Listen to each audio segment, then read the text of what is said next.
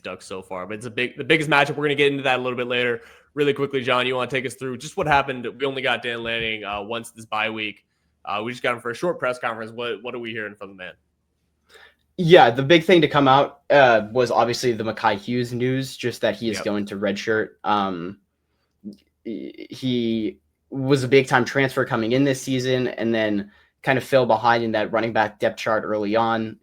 We've heard that he's maybe struggled to learn the playbook a little bit. It is a lot to take on coming in a little bit later. He just hasn't had the same explosiveness that some of these other running backs have had at times for Oregon, and he seemed to step behind some of these guys. It's not necessarily confirmed that he's going to transfer out of the program at this time. That's still to be determined. Oregon wants him back next year and is going to work to do that.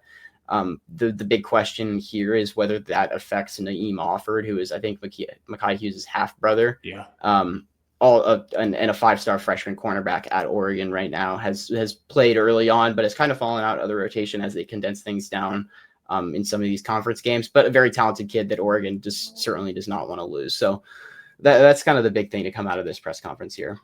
Yeah, there wasn't too much else. I was curious to see, maybe he'll talk about it a little bit more tonight. Just the fact they were taking this bye week a little bit differently. He said they were attacking the classroom.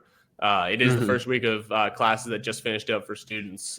That's a big point. It's important to know that a lot of these kids who are in college for the first time got the week off from a game prep to be able to really settle in there. I think that's really important because, like we've said, there's so many freshmen that are really important for this team that gives them just another chance to really be calm and strong in this environment. Yeah, where this bye came was something that Dan said was good for them in terms of, like you said, with classes, but between two of the biggest games of the season to get that rest after going on a big road trip like Penn State, rest up, recover, get everybody healthy and feeling good. And then extra time to prepare for a team in Indiana that is, going to present a big challenge. So good spot for the team to kind of be able to take a moment and learn from things a little bit. Absolutely. Well, last couple of things before we get into that Indiana preview. Yeah, we talked about Oregon going to Penn State. Penn State went to UCLA into the Rose Bowl and turned in a pretty shocking performance. Nittany Lions lost to previously winless UCLA 42-37, down 27-7, John, at halftime. And do you feel like that's a little bit of the reason the Ducks dropped from number 2, number 3 in the poll?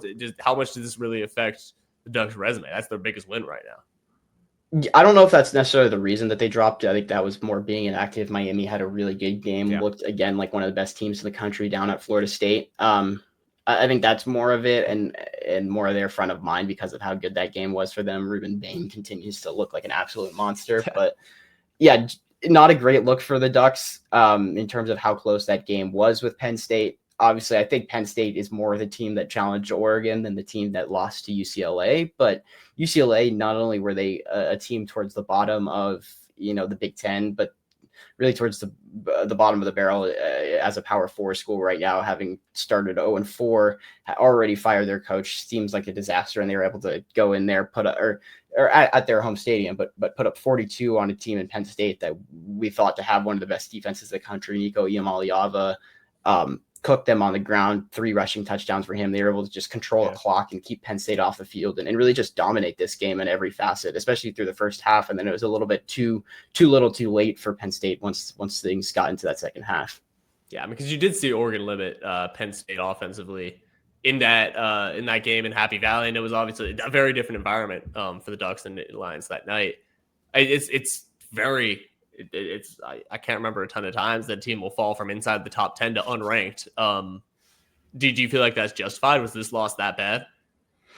One of the worst losses you can take in terms, especially when it's coming off that game where everyone was saying that wasn't the one that Penn State was supposed to lose. That was like of the times that Penn State has been in these big games against these top teams. They're not favored often because it's Michigan, it's Ohio State, whoever. They were favored against Oregon. That was the game that they were supposed to win. You lose that one, and then you go to a team in UCLA that shouldn't even be a question. I think they're 25-point favorites. It's a very bad look, and especially when it's a loss that does look like this, where they were just kind of beaten by a team that looked better on Saturday, even though a lot less talent on the field than Penn State. Absolutely. Well, that means this game against number 17 Indiana, even more important for the Ducks now. It would be their only currently ranked win. If the Ducks can pull it off over the Hoosiers on Saturday, we're going to head to a break really quick. When we get back, we're going to talk about this game. Get you talk about Fernando Mendoza. John, I'll see you on the other side.